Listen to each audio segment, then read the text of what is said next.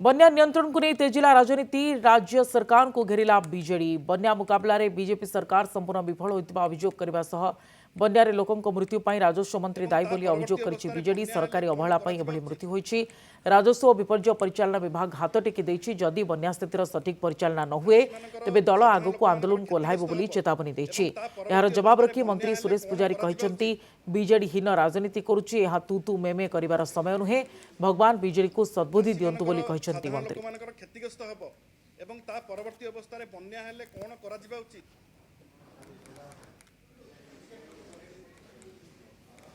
चासी मानकर साधारण लोक मानकर क्षतिग्रस्त हबो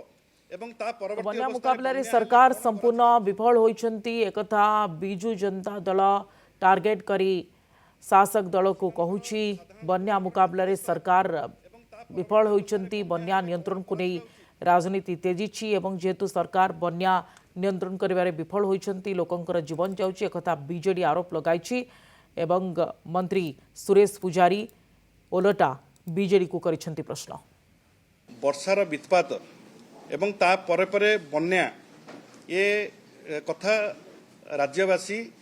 जानिथिले एवं सरकार मध्य जानिथिले जो ओडिशा दिने जीरो काजुआलिटी पाई नवीन बाबू समय रे डिजास्टर मैनेजमेंट पाई ताकु जातिसंघ प्रशंसा करुला एवं नवीन बाबू कहूले जे प्रत्येकटी जीवन मो पाई मूल्यवान आज यही कथार धज्जिया उड़ुछि एवं एथिपाई संपूर्ण रूपे राज्य सरकार माननीय मुख्यमंत्री एवं सुरेश पुजारी जे विपर्य परिचालना दायित्व अच्छा राजस्व विपर्य परिचालना दायित्व सी एथिपाई संपूर्ण रूपे दायी आपण केते वर्षा हबो केते वर्षा हेले चासी मानकर साधारण लोक मानकर क्षतिग्रस्त हबो एवं ता परवर्ती अवस्था रे बन्या हेले कोन करा जिबा उचित ता पई कोनोसी प्रिपेयर्डनेस सरकारकर नथिला एटा तुतु मैं करिवार समय नुह जो मानकर राजनीति रे संस्कार न थाए से माने ओडिशा विपद रे पड़ला बेलू तुतु मेमे रे व्यस्त था जो दल ये अभियोग करछि से दल तांकर दलर विधायक मान पचारू जे राति सारा आमे तांको दलर विधायक माने मध्य जो अंचल सबू बन्या प्लावित होइछि तांको संगे संपर्क रे थिलु मोर मोबाइल खोजिले आपन को सेमानकर व्हाट्सएप मेसेज एवं मोर एक्शन टेकन रिपोर्ट मध्य देखै दी पारिबी आउ जो मानक पाखरे निजस्व कोनोसी काम न थाए